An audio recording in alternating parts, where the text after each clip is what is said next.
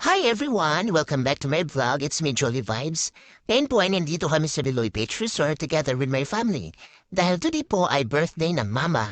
Siya nga po pala last year 2023 pa po ang video na ito at ngayon ko lang po na-upload dahil bisibisihan ng Jolie nyo.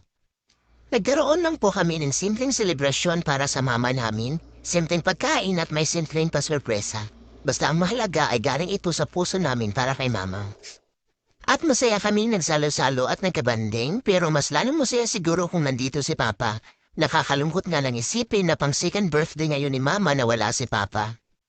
Hi Ma, gusto ko lang po sabihin sa iyo na proud ako sa iyo, proud ako na nanay kita dahil napakabait niyo po at maalaga sa aming lahat. At maraming salamat po sa pantay-pantay na pagmamahal na binigay mo sa amin. At alam ko pong deserve niyo po maging masaya ng sobra, di man sa ngayon, pero pinagdadasal ko na sana papapasaya ka namin.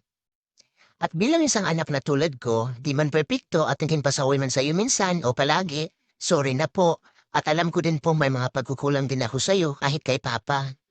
Pero lagi niyo pong tandaan na mahal ko kayo, di man ako ganun kahanga-hanga na anak.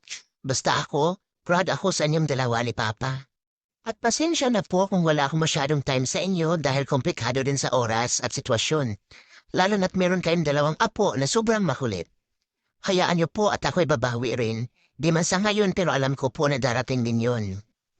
Basta maingat ka palagi, pagdadasal ko na sana bigyan ka ni Lord ng mahaba pang buhay at magiging masaya sa buhay na meron ka kasama kami.